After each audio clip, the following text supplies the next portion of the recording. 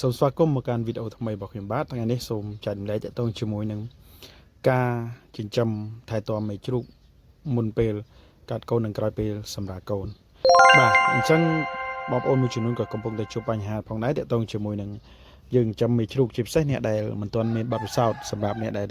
ទើបតែចាប់ផ្ដើមចិញ្ចឹមមេជ្រូកថ្មីតើអំឡុងពេលដែលមេជ្រូកពពុះហ្នឹងយើងធ្វើថែទាំបែបណា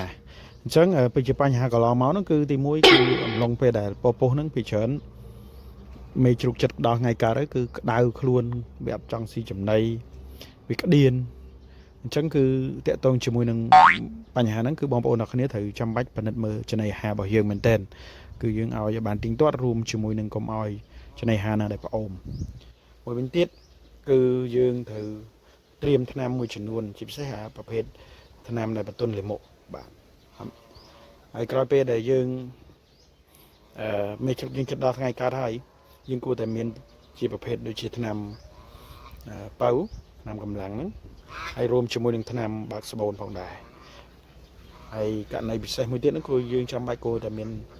ថ្នាំផ្សះឬក៏ឈុតថ្នាំក្រោយពេលកើតដើម្បីត្រៀមងាយស្រួលក្នុងការមានបញ្ហាណាមួយកើតឡើងភ្លាមៗយើងអាចដោះស្រាយបាននឹងជាការផ្ដល់អនុសាសន៍របស់ខ្ញុំនឹងជាបទពិសោធន៍កន្លងមកសម្រាប់បងប្អូនដែលជាកសិកររបស់យើងដែលជាអ្នកចិញ្ចឹមមេជ្រូកថ្មីគឺជាមិនផុតទេរឿងបញ្ហាហ្នឹងកើតឡើងហើយក្រោយពេលសម្រាលមេជ្រូកមួយចំនួនក៏វាអាចអត់ចេញទឹកដោះឬក៏កូនជ្រូកវាអត់ចង់បៅដោះដែរអាហ្នឹងក៏ជាបញ្ហាដែរអញ្ចឹងយើងត្រូវត្រៀមសម្ភារៈមួយចំនួនដូចជាឧបករណ៍សម្រាប់កាត់ធ្មេញថ្នាំសម្រាប់ចាក់ជំនួយទឹកដោះឲ្យមេជ្រូកករណីមេជ្រូកអត់សូវស៊ីយើងត្រូវចាក់រួមជាមួយនឹងថ្នាំមួយផ្នែកទៀតគឺសម្រាប់កូនជ្រូកដែលវាដែលកើតឡើងហើយបានពី2ថ្ងៃរាកមិនចង់អឹមដោះហើយរាកស្កររាក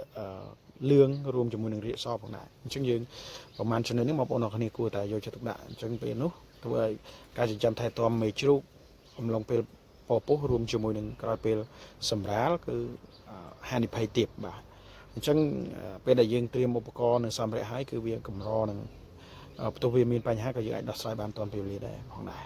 ហើយបងប្អូនអ្នកគ្នានៅមានចម្ងល់ឬក៏ស្បែកស្ពើត្រង់ចំណុចណាបងប្អូនអ្នកគ្នាអាចតំណតាមឆាតមកអាចប្រឹក្សាយោបល់ជូនបងប្អូនអ្នកគ្នាពីវិធីសាស្ត្រមួយចំនួនលោកបងប្អូនអ្នកគ្នាកំពុងតែជួបប្រទះបាទសូមអរគុណសូមគោរពលាបាទសូមអរគុណ